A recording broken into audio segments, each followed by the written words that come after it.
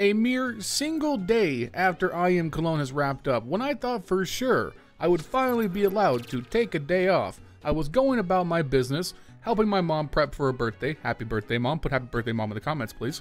I open up Twitter to absolute bedlam. Valve have come out of the woodworks and finally made a statement affirming that today, SnapTap and its associated scripts like null binds, as well as any automation of gameplay mechanics, including Jumpthrow binds, will no longer be allowed in CS2. And with the first round of RMRs for the upcoming Shanghai Major just around the corner, this is going to change a lot for the pro scene going forward. SnapTap has been one of the most contentious things going around the CS community for the last month or so, and it's good to see Valve finally take a stance on whether it's allowed or not. So today, we're going to talk about the pros and cons of this change, whether SnapTap was actually doing anything, and what this means going forward in the arms race to make you just that little bit better when you play Counter-Strike.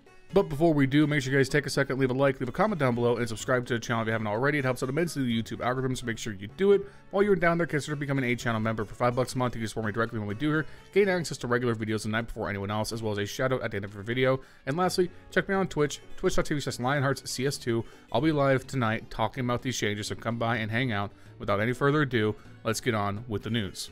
Alright, details.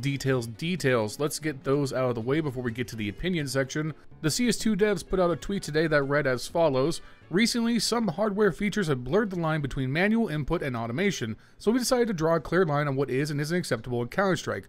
More information in today's blog post. And that post, Sidestepping Skills, reads as follows. Counter-Strike is constantly evolving, from art to maps to inventive plays, and even player input. The CS community shapes the game. Scripting and automating player commands has always been contentious, but over the years some forms of scripting, example given jump throws, have gained acceptance, as they enable plays that wouldn't otherwise be possible. In fact, jump throws became such an important part of the game that we've done the work to make them reliable without any special scripting or binds.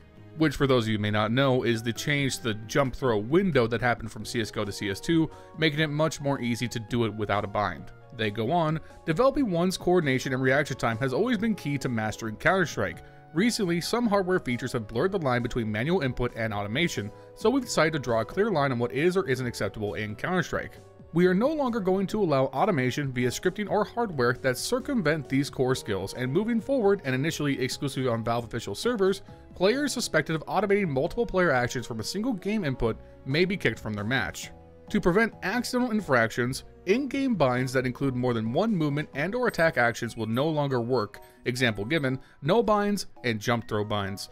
If you have a keyboard that includes an input automation feature, example given SnapTap mode, be sure to disable the feature before you join a match in order to avoid any interruption to your matches.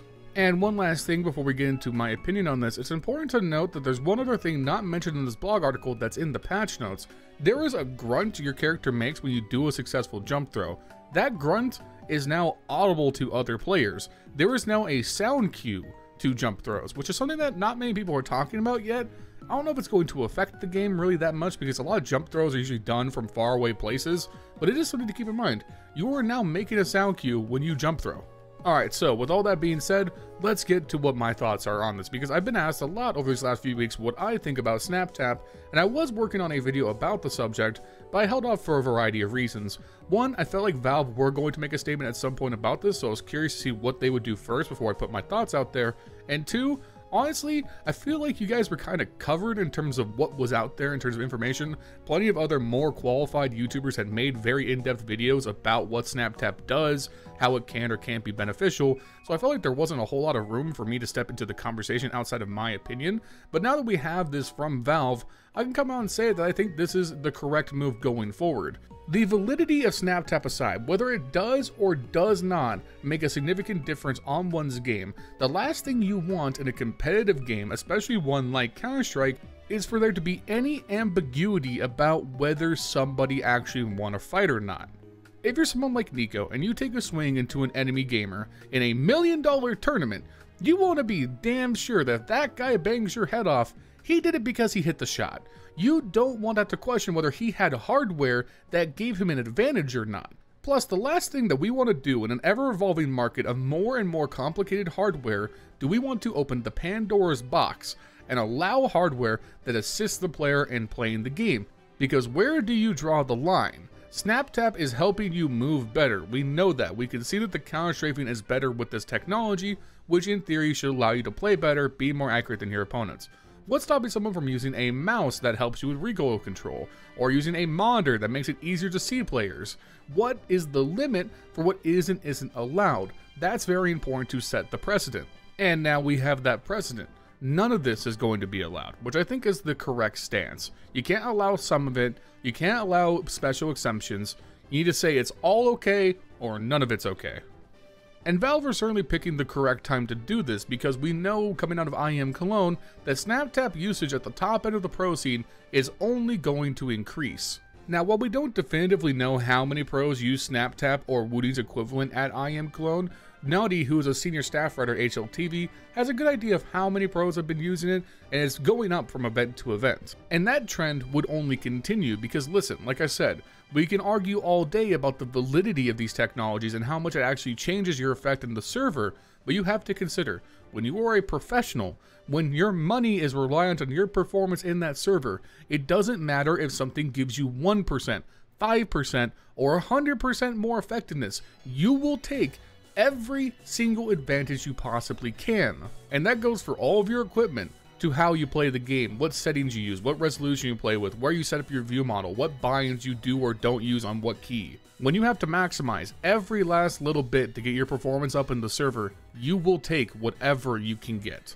So in terms of the SnapTap part of this, I think this is pretty cut and dry. This is the correct step to take for Valve. The more interesting side of this is the decision to include Jumpthrow binds in this update as well. And if you've been in the community a long time, you know that the Jumpthrow debate is one that's been going on for years and years and years and years and years and years and years. For those of you who don't know, for a long time in CSGO, jump throws were seen as just something that was random. It wasn't very consistent, and for a very long time, people just made do with that. They would jump throw, the nade wouldn't always go where they wanted to, and they would just hope they would get the result they needed in the server. And then quite a few years back, it popped up the pros started using jump throw commands, where you'd press one key, and when that key was pressed, you would jump and throw the grenade instantaneously at the same time with no window for human error. This would reproduce the same grenade trajectory every single time. In theory, you could, without a jump bind, recreate that grenade 100 out of 100 times. It was just very hard to do so. The jump throw bind made it perfectly consistent, easy to use, and anybody could set up a jump throw bind without having to do anything extra to their game whatsoever. And for a period of time, these jump throw binds weren't allowed in pro tournaments because they were seen as scripting. But pro players continued to press the issue, and eventually, pretty much all tournaments in CSGO by the end allowed jump throw binds. And with their ease of access, pretty much most of the community has gotten used to using jump throw binds for their nades throughout the years. In the switch to CS2, a big noticeable change that Valve made was they removed the necessity of a jump throw bind in theory.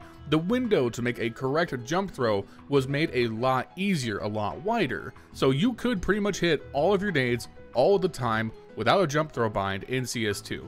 And as a matter of fact, I personally, when I play my games, don't use jump throw binds at all. The thing is, you could still potentially mess up a jump throw for any number of reasons. So even though you don't need them, people continue to use them for their consistency. But as Valve laid out in their post, part of their detection for SnapTap usage has also made it impossible for jump throws to continue to be allowed. So going forward, you can no longer use your jump throw binds in CS2. And I know a lot of people are going to complain about this, but at the end of the day, I think we need to look at the bigger picture. They aren't necessary like they were in CSGO, we've only gotten used to their convenience. It's not going to be that you're no longer able to throw the smokes you currently throw, you're just no longer going to have the assistance of the bind. Now, one issue that has been rightly raised up is that jump throw binds help a lot for running jump throws because they help you get the timing correctly. But once again, I think we have to come back to the reality that the issue is that they aren't necessary to make these throws work, they just make the process easier. And again, we have to be very practical about what we do and don't allow in the game. And at the end of the day, if we're going to allow some scripting for the convenience of it, but then go against SnapTap because it's too far, well, SnapTap can be argued as a convenience thing. Counter-strafing is hard, SnapTap makes it so I don't have to worry about it, and makes it feel more like CSGO. I like the convenience of SnapTap. It's that easy to start poking holes in the argument. So again, it comes back to the point, it's all or it's none. And I think choosing none is the correct choice for the sake of competitive integrity across the board. There's going to be a transition period where people are not going to be used to not using jump throws, and I understand that, and I understand the frustration. But the reality is we have to look at the bigger picture, and losing these things to make sure that we maintain integrity for our game is the correct choice.